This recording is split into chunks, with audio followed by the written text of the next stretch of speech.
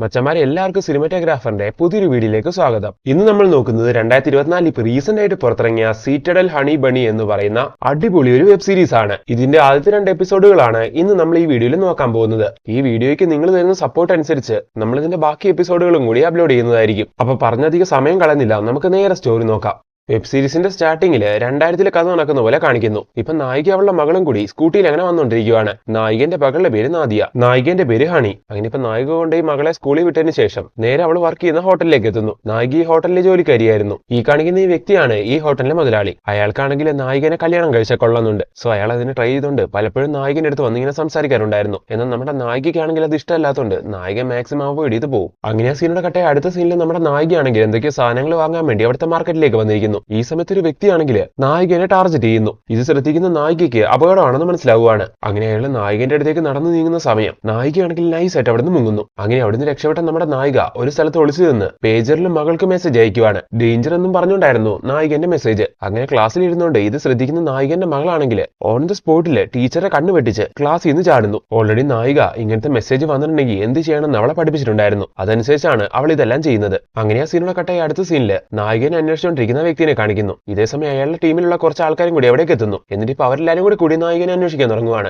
അങ്ങനെ ഇപ്പൊ അവരെല്ലാരും കൂടി കുറെ നേരം അന്വേഷിച്ച് നായികനെ ഒരു സ്ഥലത്ത് വെച്ച് കണ്ടുപിടിക്കുന്നു. അങ്ങനെ നായികനെ ലോക്ക് ചെയ്ത് അവിടുന്ന് കൊണ്ടുപോവാണ്. ഇതേസമയം നായികന്റെ മകളെ കാണിക്കുന്നു. സ്കൂളിൽ നിന്ന് മുങ്ങിയിട്ട് അവളെ നേരെ വന്നിരിക്കുന്നത് ഒരു സിനിമ തിയേറ്ററിലേക്കാണ്. അങ്ങനെ ഇപ്പൊ അതിനകത്ത് കയറി അവൾ ഒരു സിനിമ കണ്ടുകൊണ്ടിരിക്കുന്നു. ഇതേസമയം തന്നെ പേജറിൽ അവൾ അമ്മയ്ക്ക് അവൾ സിനിമ തിയേറ്ററിലാണെന്നുള്ള രീതിയിൽ ഒരു മെസ്സേജ് വായിക്കുന്നു. അങ്ങനെ ഇപ്പൊ ആ സീനോടെ കട്ടാക്കി 1992 നടന്ന കുറച്ച് കാര്യങ്ങൾ കാണിക്കാൻ തുടങ്ങുന്നു. ഇപ്പൊ നമ്മുടെ സ്റ്റോറിയിലെ നായകനെ കാണിക്കുവാണ്. നായകന്റെ പേര് ബണ്ണി. നായകൻ മൂവീസിലെ ഡ്യൂപ്പ് ആർട്ടിസ്റ്റ് ആയിട്ട് വർക്ക് ചെയ്യുകയായിരുന്നു. അതേസമയത്ത് ഫിലിംസിലെ സൈഡ് ആർട്ടിസ്റ്റ് ആയിട്ട് വർക്ക് ചെയ്തുകൊണ്ടിരിക്കുകയായിരുന്നു നമ്മുടെ നായിക. ആക്ടിംഗിൽ ഒന്ന് ക്ലച്ച് പിടിച്ച് നല്ലൊരു അവസരം വാങ്ങിയെടുത്ത് അങ്ങനെ അറിയപ്പെടുന്ന വലിയൊരു സിനിമ നടി ആവണമെന്നായിരുന്നു നായികന്റെ ഏറ്റവും വലിയ ആഗ്രഹം. അതിനുവേണ്ടി അവൾ ഒരുപാട് ഓഡീഷൻ എല്ലാം പങ്കെടുക്കാറുണ്ടായിരുന്നു. എന്നാൽ ആരും അവളെ സെലക്ട് ചെയ്ത് അവൾക്ക് നല്ലൊരു അവസരം കൊടുക്കുന്നുണ്ടായിരുന്നില്ല. അടുത്ത സീനിൽ വീണ്ടും നായകനെ കാണിക്കുന്നു. നായകൻ സിനിമയിലെ സ്റ്റണ്ട് മാസ്റ്റർ മാത്രമായിരുന്നില്ല, അതിന് പുറമെ മറ്റെന്തൊക്കെയോ കാര്യങ്ങൾ അവൻ ചെയ്യാറുണ്ടായിരുന്നു. ഇപ്പൊ അതുമായിട്ട് ബന്ധപ്പെട്ട് ചില ആൾക്കാർ അവനങ്ങനെ ഫിലിം സൈറ്റിൽ ഇരിക്കുമ്പോൾ അവനെ കാണാൻ വേണ്ടി അവിടേക്ക് എത്തുന്നുണ്ട്. അതെന്താ കാര്യം എന്നൊക്കെ നമുക്ക് വഴിയെ നോക്കാം. അങ്ങനെ ആ സീനൊക്കെ അടുത്ത സീനിൽ വീണ്ടും നായികനെ കാണിക്കുന്നു. ഒരു സിനിമ നടി ആവാൻ വേണ്ടി നായിക ഒരുപാട് കഷ്ടപ്പെടുന്നതായിട്ട് പറയുന്നുണ്ടായിരുന്നല്ലോ. നായിക അങ്ങനെ ഇപ്പൊ വീണ്ടും വേറൊരു ഓഡീഷന് പോകുന്നു.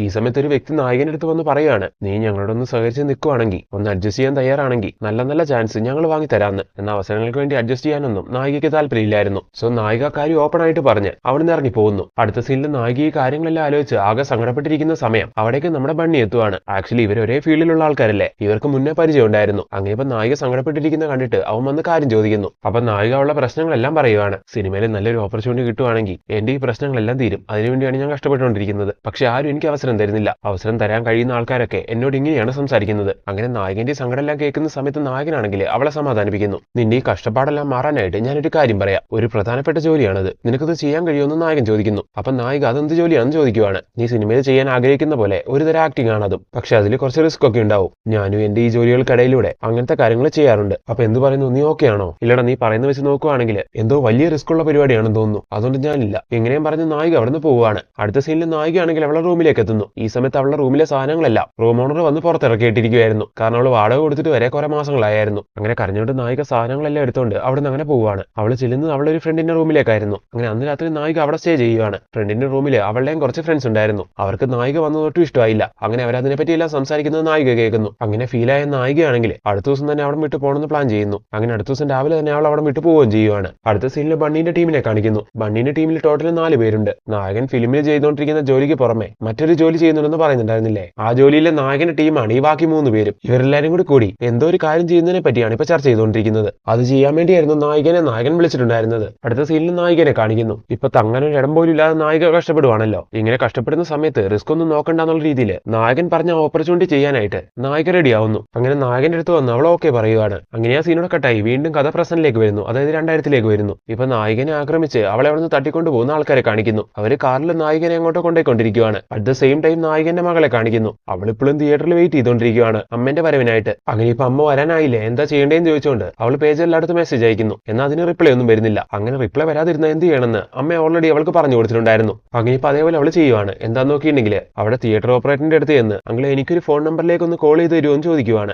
അങ്ങനെ അയാൾ വിളിച്ചു കൊടുക്കുന്നു. അങ്ങനെ ഫോണിൽ വിളിക്കുന്നത് നായിക വർക്ക് ചെയ്യുന്ന ഹോട്ടലിന്റെ ഓണറിനെ ആയിരുന്നു. അങ്കിൾ ഇന്ന് എന്റെ അമ്മ എന്നെ പിക്ക് ചെയ്യാൻ വന്നില്ല, സോ നിങ്ങൾക്ക് എന്നെ വന്നൊന്ന് കൂട്ടിക്കൊണ്ട് പോവാമെന്നാണ് അവള് ചോദിക്കുന്നത്. ഇത് കേൾക്കുന്ന അയാൾ ഞാൻ വരാൻ മോളെ എന്നും പറഞ്ഞുകൊണ്ട് നേരെ അവിടേക്ക് പോകാൻ തുടങ്ങുന്നു. അങ്ങനെ ആ സീനിയുടെ കട്ടായി വീണ്ടും കഥ 1992, അതായത് ഫ്ലാഷ് ബാക്കിലേക്ക് വരുന്നു. ഇപ്പൊ ഡേവിഡ് എന്ന് പറഞ്ഞൊരു വ്യക്തി അയാളുടെ ആൾക്കാരോടൊപ്പം വലിയൊരു ഹോട്ടലിലേക്ക് എത്തുവാണ്. ഇയാളുടെ കയ്യിൽ ഒരു ഡിസ്ക് ഉണ്ട്. അത് കൈക്കലാക്കുക എന്നുള്ള ദൗത്യമാണ് നായകനും ടീംസും ചെയ്യാൻ ആഗ്രഹിക്കുന്നത്. അതിനൊരു അവസരം ഉണ്ടാക്കാൻ വേണ്ടിയാണ് നായകൻ അവരെ ടീമിലേക്ക് ചേർത്തത്. എങ്ങനെയാന്ന് നോക്കിയിട്ടുണ്ടെങ്കിൽ ഡേവിഡ് ഇങ്ങനെ ഹോട്ടലിലേക്ക് വരുന്ന സമയം നായിക അവളുടെ ബോയ് ഫ്രണ്ടിനോട് വഴക്കുണ്ടാക്കുന്ന പോലത്തെ ഒരു സീൻ ക്രിയേറ്റ് ചെയ്യുന്നു. അഭിനയിക്കാനൊക്കെ അറിയുന്ന നായിക നല്ല തകർപ്പനായിട്ട് അത് അഭിനയിക്കുകയും ചെയ്യുവാണ്. അങ്ങനെ ബോയ് ഫ്രണ്ടിനോട് വഴക്കുണ്ടാക്കിയതിനു ശേഷം അവൾ പിണങ്ങി മാറി അവിടുത്തെ ബാറിൽ പോയിരിക്കും. വന്നപ്പോ തന്നെ ഇതെല്ലാം ശ്രദ്ധിക്കുന്ന ഡേവിഡ് ആണെങ്കിൽ അവളുടെ പുറകെ ചെന്ന് അവളോട് കാര്യം അന്വേഷിക്കും. ഈ സമയത്ത് നായിക എന്തെങ്കിലുമൊക്കെ സംസാരിച്ച് അയാളെ മാക്സിമം അവിടെ പിടിച്ചു നിർത്തണം. ആ ഒരു ഗ്യാപ്പ് കൊണ്ട് നായകനും ടീംസും അയാളുടെ മുറിയിൽ പോയി ആ ഡിസ്ക് അന്വേഷിച്ച് കണ്ടെത്തും. അതുമായിട്ട് മുങ്ങും. അതാണ് പ്ലാൻ. അങ്ങനെ പ്ലാൻ ചെയ്തപോലെ അവർ കറക്റ്റ് ആയിട്ട് എല്ലാം ചെയ്യുന്നുണ്ടെങ്കിലും ഡേവിഡിന്റെ മുറിയിൽ പോയി അന്വേഷിക്കുന്ന സമയം അവർക്ക് അവിടുന്ന് ഡിസ്ക് കിട്ടുന്നില്ല. അങ്ങനെ നായകനും ടീംസും നായകൻ അത് അറിയിക്കുകയാണ്. ആ ഡിസ്ക് അയാളുടെ കൈ തന്നെയാണ് ഉള്ളത്. എങ്ങനെയെങ്കിലും നമുക്കത് കൈക്കലാക്കാണെന്ന് പറയുന്ന സമയം നായിക അയാളെ സെഡ്യൂസ് ചെയ്യുന്ന രീതിയിൽ സംസാരിക്കുകയൊക്കെ ചെയ്യുന്നു. ഈ സമയത്ത് അയാളാണെങ്കിൽ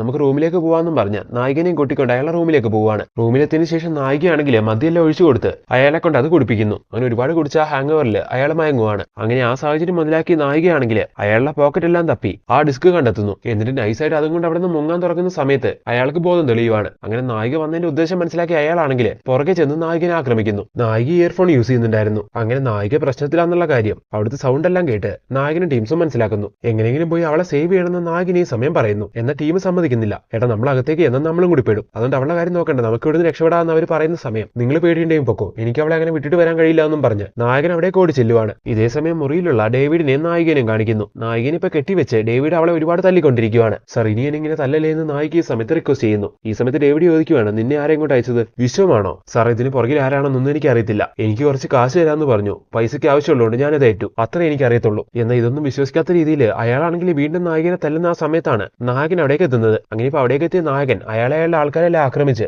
നായകനെ കൊണ്ട് അവിടെ നിന്ന് രക്ഷപ്പെടുന്നു. അതുപോലെ ഡിസ്കോ എടുക്കുന്നുണ്ട്. ഇതേ സമയം തന്നെ നായകന്റെ തല്ലെല്ലാം കൊണ്ട് അവശനായി കിടക്കുന്ന ഡേവിഡ് ആണെങ്കിൽ അയാളുടെ ഫോൺ എടുത്ത് റൂമിൽ ഇന്നപോലെ കാര്യങ്ങൾ നടന്നു എന്ന് അയാളുടെ ആൾക്കാരെ ഇൻഫോം ചെയ്യുന്നു. അതുപോലെ അവരെ വിടരുത്, എത്രയും വേഗം കണ്ടെത്തണമെന്നും അയാൾ പറയുന്നുണ്ട്. അങ്ങനെ ആ സീനിയുടെ കട്ടെ അടുത്ത സീനിൽ അവിടെ നിന്ന് രക്ഷപ്പെട്ടുകൊണ്ടിരിക്കുന്ന നായകനെ അവന്റെ ടീംസിനെയും കാണിക്കുന്നു. അവരങ്ങനെ ബൈക്കിൽ രക്ഷപ്പെട്ടുകൊണ്ടിരിക്കുന്ന സമയത്ത് ഡേവിഡ് പറഞ്ഞ പോലെ അയാളുടെ ആൾക്കാരാണെങ്കിൽ ഇവരെ അന്വേഷിച്ചിറങ്ങുന്നുണ്ടായിരുന്നു. അങ്ങനെ നായകനും ടീംസും അവരെ കൺമുമ്പിൽ പെടുവാണ്. അങ്ങനെ ഇപ്പൊ നായകനും ടീംസിനെ പിടിക്കാൻ വേണ്ടി ഡേവിഡിന്റെ ആൾക്കാർ അവരെ ചേസ് ചെയ്യാൻ തുടങ്ങുന്നു. അങ്ങനെ ആ ചേസിങ്ങിനിടയിൽ നായകന്റെ ടീമിലുള്ള ഒരു വ്യക്തിനെ അവർ വാഹനം കൊണ്ട് ഇടിച്ചു തീർപ്പിക്കുന്നു. അങ്ങനെ അയാൾ അതിൽ മരണപ്പെട്ടു പോവാണ്. ബാക്കിയുള്ളവരെല്ലാം കഷ്ടിച്ച് രക്ഷപ്പെടുന്നുണ്ട്. ഇതേ സമയത്ത് ഡേവിഡിന്റെ വലങ്കൈയായ ഷാൻ എന്ന് പറയുന്ന വ്യക്തി ചേസ് ചെയ്യുന്നതിനിടയിൽ നായകന് നേരെ ഷൂട്ട് ചെയ്യുന്നു. എന്നാൽ ബുള്ളറ്റ് കൊള്ളുന്നത് പുറകിലിരിക്കുന്ന നായകന്റെ മേത്തായിരുന്നു. അങ്ങനെ ഇത്രയും പ്രശ്നമാവുന്നുണ്ടെങ്കിലും ഭാഗ്യം കൊണ്ട് നായകൻ അവിടുന്ന് രക്ഷപ്പെടുന്നു. അടുത്ത സീനിൽ നായകനെ ആശുപത്രിയിലാക്കുന്നതായിട്ടും കാണിക്കുവാണ്. അടുത്ത സീനിൽ ഷാൻ എന്ന് പറയുന്ന വ്യക്തി ഈ കാര്യങ്ങളെല്ലാം ബ്രൂണി എന്ന് പറയുന്ന ഒരു ലേഡീന്റെ അടുത്ത് വന്ന് അവനെ ഇൻഫോം ചെയ്യുവാണ്. നമ്മൾ സംശയിക്കുന്ന പോലെ ഈ കാര്യങ്ങളെല്ലാം ചെയ്യുന്നത് വിശ്വമാണോ എന്ന് ബ്രൂണി ഈ സമയത്ത് ചോദിക്കുന്നുണ്ട്. ഡേവിഡ് സാറും അങ്ങനെ ചോദിച്ചായിരുന്നു ആ പെണ്ണിനോട്. എന്നാൽ വിശ്വമാണോ ചെയ്തതെന്നുള്ളത് അവൾക്ക് അറിയത്തില്ല എന്നാണ് പറഞ്ഞത്. അങ്ങനെ ആ സീനോടെ കട്ടെ അടുത്ത സീനിൽ ബാബ എന്ന് പറയുന്ന വ്യക്തിയെ കാണിക്കുന്നു. ഇയാൾക്ക് വേണ്ടിയായിരുന്നു നായകന്റെ ദൗത്യം എല്ലാം ചെയ്യുന്നത്.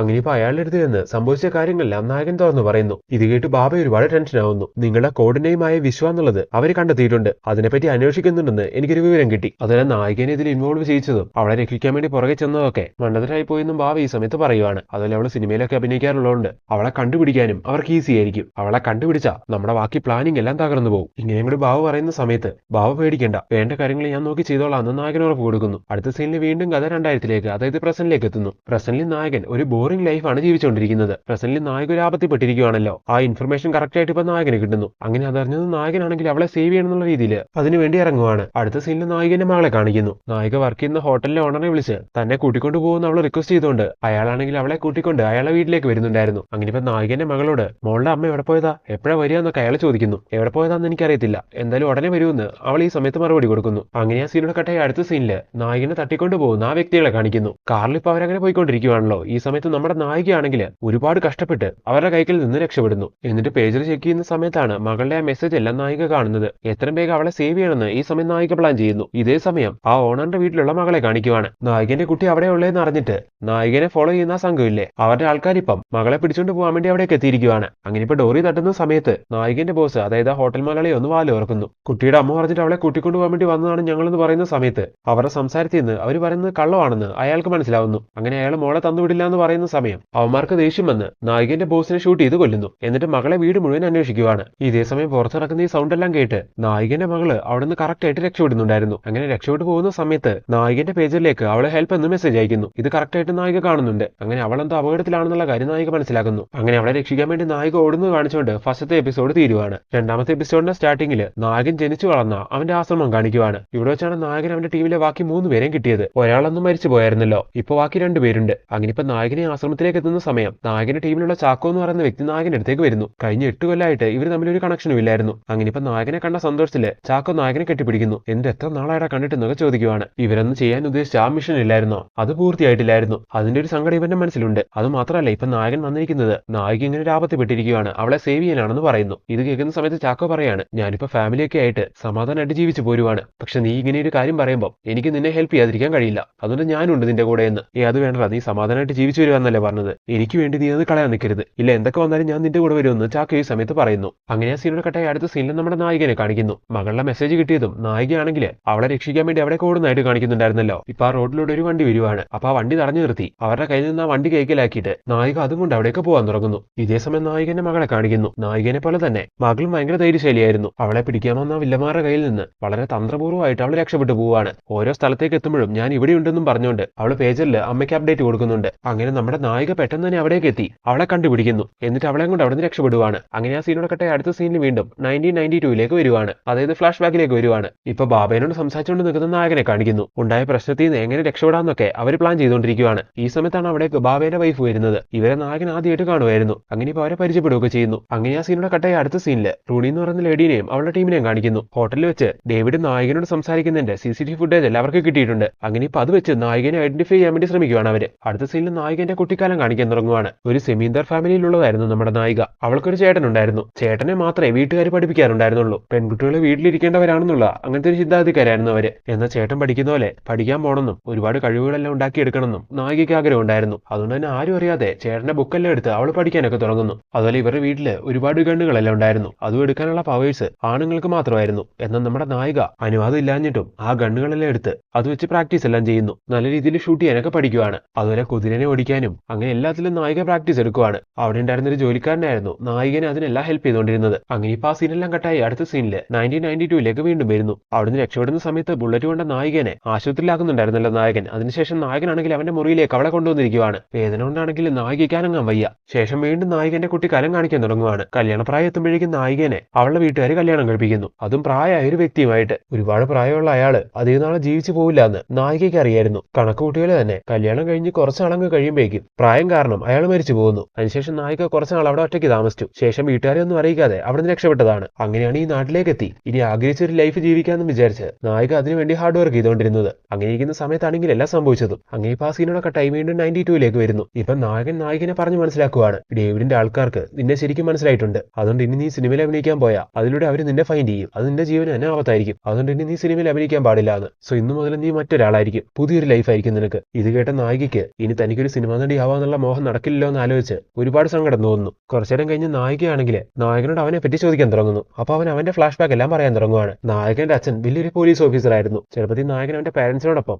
ഒരു ഫംഗ്ഷന് പോവാണ്. ആ ഫംഗ്ഷനിൽ വെച്ച് വലിയൊരു ഫൈറ്റ് ഉണ്ടാവുന്നു. ആ ഫൈറ്റിനൊടുവില് കുറെ ഗുണ്ടകള് നായകന്റെ പാരന്റ്സിനെ കൊന്നുകളയുന്നു. അതിനുശേഷം നായകനാണെങ്കിൽ അനാഥനാവുന്നു. പിന്നീട് നായകൻ വളർന്നതെല്ലാം അവിടുത്തെ ആശ്രമത്തിലാണ്. അവിടെ വെച്ചാണ് നായകൻ ബാബയെ കാണുന്നത്. ബാബ ആ സമയത്ത് ആ ആശ്രമത്തിലുണ്ടായിരുന്ന 4 കുട്ടികളെ വെച്ച് ഒരു ടീം ഫോം ചെയ്യുന്നു. അതിലൊരാളായിരുന്നു നായകൻ. ബാക്കിയുള്ള 3 പേരും നായകന്റെ ടീം മെമ്പേഴ്സ്. അങ്ങനെ നായകൻ ഈ കാര്യങ്ങളെല്ലാം പറയുന്നുണ്ടെങ്കിലും ഇപ്പോഴും അവരുടെ ടീമിന്റെ ഉദ്ദേശം എന്താണെന്ന് പറയുന്നില്ല. അടുത്ത സീനിൽ കഥ 2000 വരുന്നു. നായകനും ചാക്കോയും കൂടി ഇപ്പം നായിക ഇപ്പൊ എവിടെയുള്ളതെന്ന് കണ്ടെത്താൻ വേണ്ടി ശ്രമിക്കുവാണ്. എന്നാൽ അതുമായിട്ട് ബന്ധപ്പെട്ട് ഒരു വിവരവും അവർക്ക് കിട്ടുന്നില്ല. അടുത്ത സീനിൽ ഡേവിഡിന്റെ ആളായ ഷാനെ കാണിക്കുന്നു. ഷാൻ ഇപ്പൊ കുറച്ച് ആൾക്കാരെയും കൊണ്ട് നായകന്റെ വീട്ടിലേക്ക് വന്ന് അവിടെ മുഴുവൻ അഴിച്ചു വെറുക്കുവാണ്. എന്തെങ്കിലും വിവരം കിട്ടുമെന്ന് അറിയാൻ വേണ്ടി. ആക്ച്വലി ആ CCTV ഫുട്ടേജ് വെച്ച് നായികയാണ് അതെന്നുള്ളത് അവർ ഐഡന്റിഫൈ ചെയ്തിട്ടുണ്ടായിരുന്നു. ഇതേ സമയം നായികനെ കാണിക്കുന്നു. നായിക അവളെ മകളെയും കണ്ടെത്തി മകളെയും കൊണ്ട് ഒരു കാടിന് നടുവിലുള്ള വീട്ടിലേക്ക് എത്തുവാണ്. അടുത്ത സീനിൽ വീണ്ടും നായകനെ കാണിക്കുന്നു. നായകനും ചാക്കോയ്ക്കും നായകനെ കണ്ടെത്താൻ കഴിയാത്തോണ്ട് അവളെ തട്ടിക്കൊണ്ടുപോയ അമ്മാരുടെ അടുത്ത് എന്ന് അവളെപ്പറ്റി അന്വേഷിക്കാമെന്ന് വിചാരിക്കുന്നു. അടുത്ത സീനിൽ കഥ വീണ്ടും 1992 വരുന്നു. അന്ന് ബുള്ളറ്റ് എല്ലാം കൊണ്ട് അവശതയായതിനു ശേഷം നായകൻ അവന്റെ മുറിയിലേക്ക് കൊണ്ടുവരുന്നുണ്ടായിരുന്നല്ലോ. അങ്ങനെ കുറച്ച് ദിവസം കഴിഞ്ഞുപോയി. നായിക ഇപ്പൊ നോക്കി വരുവാണ്.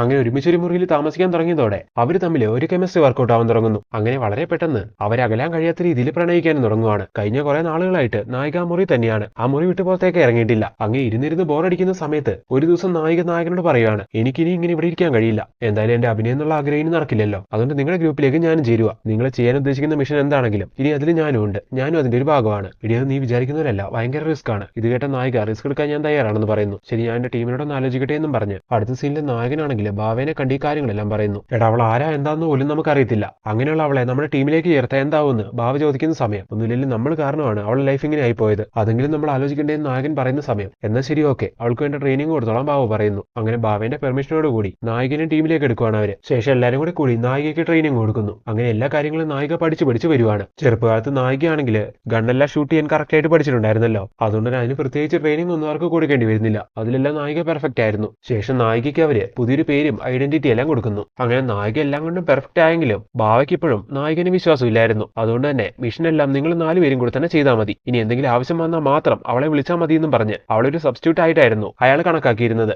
അങ്ങനെ അടുത്ത സീനിൽ വീണ്ടും കഥ 2000ലേക്ക് വരുന്നു. മകളെ കൊണ്ട് ആ വീട്ടിലേക്ക് എത്തിയതിനു ശേഷം നമ്മുടെ നായികയാണെങ്കിൽ കുറെ ആയുധങ്ങളെല്ലാം റെഡിയാക്കി വെക്കുന്നു. അതിൽ ഒരുപാട് പരിക്ക് പറ്റിയിട്ടുണ്ടായിരുന്നില്ല അവളുടെ ശരീരത്ത്, അതിലെല്ലാം മരുന്നൊക്കെ വെക്കുവാണ്. ഇതേസമയം നായകനെയും ചാക്കോനെയും കാണിക്കുന്നു. അവരിപ്പോ നായകനെ ആക്രമിച്ച ആൾക്കാരെല്ലാം കണ്ടെത്തി അവരുമായിട്ട് ഫൈറ്റ് ഉണ്ടാക്കി നായിക എവിടെയുള്ളതെന്നുള്ള കാര്യങ്ങളെല്ലാം കണ്ടെത്താൻ ശ്രമിച്ചുകൊണ്ടിരിക്കുന്നു. ഈ സമയത്താണ് അവരറിയുന്നത് ഈ വില്ലന്മാരുടെ കയ്യിൽ നിന്ന് നായിക രക്ഷപ്പെട്ടുവെന്ന്. എന്നാൽ വില്ലന്മാര് ഇപ്പൊ നായിക എവിടെയുള്ളതെന്നുള്ള കാര്യം കണ്ടെത്തിയിട്ടുണ്ട്. അങ്ങനെ അവളെ പിടിക്കാൻ വേണ്ടി കുറച്ച് ആൾക്കാർ അങ്ങോട്ട് പോയിട്ടുണ്ട്. ഇത് മനസ്സിലാക്കുന്ന നായകനും ചാക്കോയും കൂടി അവരവിടെ എത്തുന്നതിന് മുമ്പ് അവിടെ എത്തി നായകനെ സേവ് ചെയ്യണം എന്നുള്ള രീതിയിൽ അങ്ങോട്ട് പുറപ്പെടുന്നു. ഇതേസമയം നായിക കാടിന് നടുവിലുള്ള വീട്ടില് മകളെയും കെട്ടി പിടിച്ചു കിടക്കുമായിരുന്നു. അവിടേക്കാണ് ഇപ്പൊ ഈ 2 ഗ്യാങ്ങും പോന്നിരിക്കുന്നത്. അങ്ങനെ ഇപ്പൊ അവിടേക്ക് നായകന്റെ ഗ്യാങ് ആണോ വില്ലന്റെ ഗ്യാങ് ആണോ ആദ്യം എത്തുകയെന്ന് ഒരു സസ്പെൻസ് കാണിച്ചുകൊണ്ട് ആ ഒരു രീതിക്കാണ് 2ാമത്തെ എപ്പിസോഡ് തീർക്കുന്നത്. അപ്പൊ മച്ചാന്മാരെ എങ്ങനെയുണ്ടായിരുന്നു ഈ വെബ് സീരീസ്? ഇതിന്റെ ഫസ്റ്റ് 2 എപ്പിസോഡുകൾ നിങ്ങൾക്ക് ഇഷ്ടമായോ? ഇഷ്ടമായിട്ടുണ്ടെങ്കിൽ തീർച്ചയായിട്ടും നിങ്ങളുടെ അഭിപ്രായം ഞങ്ങളെ അറിയിക്കണം. വീഡിയോന്റെ സ്റ്റാർട്ടിംഗിൽ പറഞ്ഞ പോലെ ഇതിന് കിട്ടുന്ന സപ്പോർട്ട് അനുസരിച്ച് ഞങ്ങൾ ബാക്കിയുള്ള എപ്പിസോഡുകളും കൂടി അപ്ലോഡ് ചെയ്യുന്നതായിരിക്കും. Then see you on next video. Thank you so much.